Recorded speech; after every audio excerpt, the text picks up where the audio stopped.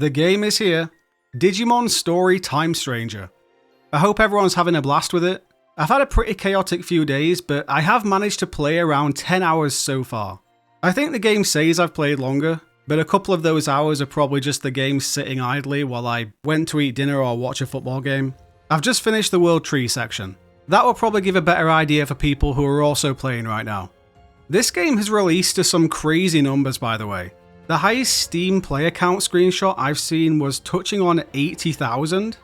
A lot of people jumping into this game, and that's really cool to see. I really hope Bandai Namco is seeing that and thinking, oh geez, yeah, let's maybe start having a brainstorming session or two about the next story game soon. My experience so far has been a really good one. I'm not going to dive too deep in this video. I'm obviously still in the process of playing through the game, but I wanted to ramble out a few thoughts after this first little bout of play. I'll keep it as spoiler free as possible as well, although I will be overlaying game footage here. I'll try and keep it generic. First of all, oh my god, does this game look beautiful. This is the most visually stunning a Digimon game has looked. I think you'd be hard pressed finding someone who disagrees with that. There's a real saturation to everything, I think. That's kind of the only word I can think of right now, that makes all the character models and environments really jump out. The lighting seems to have a lot to do with it as well. I'm obviously not a developer, so I don't have the correct words for what's being implemented, but the overarching point is that the lighting is handled really well in this game. It captures really well how light actually moves and bounces off of things. It's really impressive, really immersive. I found that I was sucked into the world of Digimon Time Stranger pretty quickly. It's a huge expansion compared to the Cyber Sleuth games. The real world locations only had a couple of streets each in those games. There's a lot more to explore in Time Stranger. Main streets, back alleys, subway stations, it's all so full of life and activity. The 3D camera in a lot of these locations is great too. It's actually funny, I didn't catch on at first for the opening segments of the game. I think I was just so used to how it is in Cyber Sleuth, having played those games so much over the last few weeks, that my mind just snapped back into those controls. And then I just knocked the right joystick at one point and saw the camera swing around. I don't think I've seen many opinions on the NPCs in this game yet. The way that they don't have faces, and you just kind of phase through them as you're running.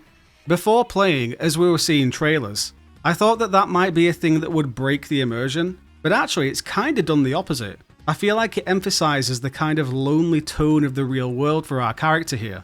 We're sent back in time in the game, and so it adds to that feeling of not belonging, standing out as someone who shouldn't be there, and also that they are NPCs in a very literal sense. This is the past. Their stories have already been written. They are just background noise, playing out events that have already happened. I could be going off on one there and reading too much into it, but that was my experience. That's how it felt to me. In fact, actually, that point kind of comes crumbling down because the NPCs are like that at the very start, before we get flung back in time. But hey, we weave our own experiences sometimes. It's a nice headcanon if nothing else. I feel like the learning curve to this game is shorter than it was with the Cyber Sleuth titles. There are still a lot of mechanics in play, like agent skills and cross arts. Agent skills in particular can be quite intimidating to look at first, but you will get your head around it. There are already people uploading really useful tips and guides and things online, so I would recommend taking a little time to read through a couple of those beforehand, or while you're playing through the early stages of the game. I do think the menus have been cleaned and polished, especially in battle. I really like this right side of the screen acting as a little hub to keep track of things while I've got it on auto battle. And then this wheel on the left here is familiar for Cyber Sleuth players, but again it's been smartened up a fair bit. It looks and feels a lot cleaner. I do have to confess guys that I am playing Digimon Time Stranger on the lowest difficulty level right now. I have a feeling I am going to have a few playthroughs of this game over the next few years, so for this initial playthrough, I've decided to just enjoy the story, soak up the general experience, and obviously I'm grabbing the footage from it as well, it makes that a lot simpler. I'll crank it up to the higher levels later down the line to inject some novelty back into the game. I'm still figuring the odd thing out as I'm playing as well.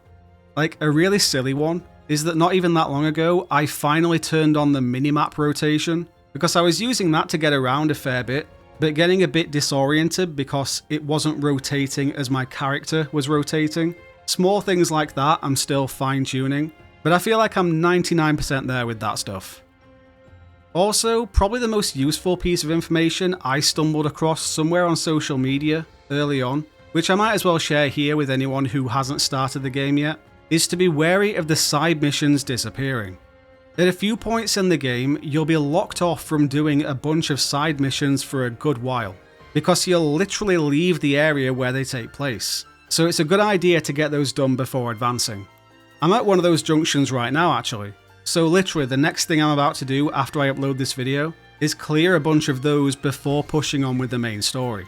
The game lets you know about it, but it's not in big, bold, explicit words.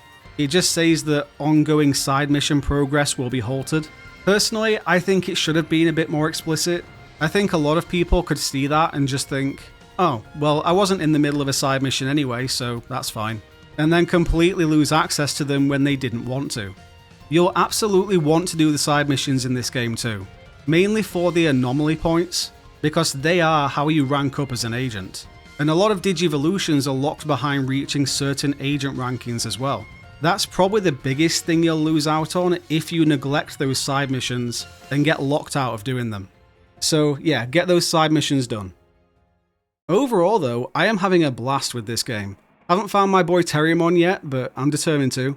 The narrative has me gripped. I haven't felt this itchy to know what happens next in the story since GTA 5, I think. It's one of those games where you constantly just want to play one more mission to answer the current question in your head. The English voice acting helps massively. It's kinda mad just how much stronger your feelings are towards the characters when you're physically hearing them speak, and then even more so when it's in a language you understand. You feel everything with a greater intensity. From what I've played so far, this is the Digimon game I feel like we've been waiting for. It's going to be interesting to see where the series goes off the back of this game's success. From what I've gathered as an older fan coming into the franchise recently, getting to know the sentiment around the games, a lot of Digimon fans actually kinda like that Digimon doesn't stick to one formula, that every game seems to be flying in from a different angle. And I can understand that mindset, every game is a fresh novelty, but from a branding and marketing standpoint though, franchises definitely need an identity.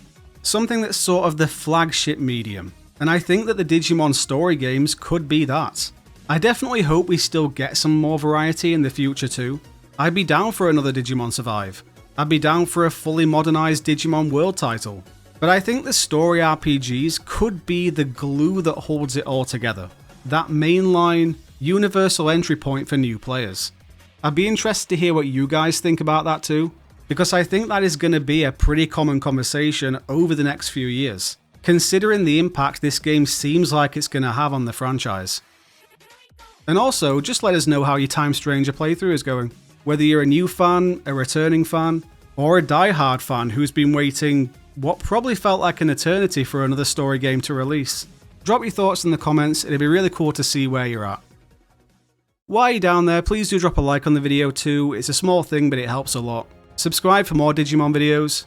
The launch of this channel was bonkers by the way. I banked up 11 videos over a few weeks, and then scheduled them to fly out one after the other, and we've shot straight up to YouTube Partner. It's the fastest I've ever had a new channel grow, so thank you so much for hopping on for the ride.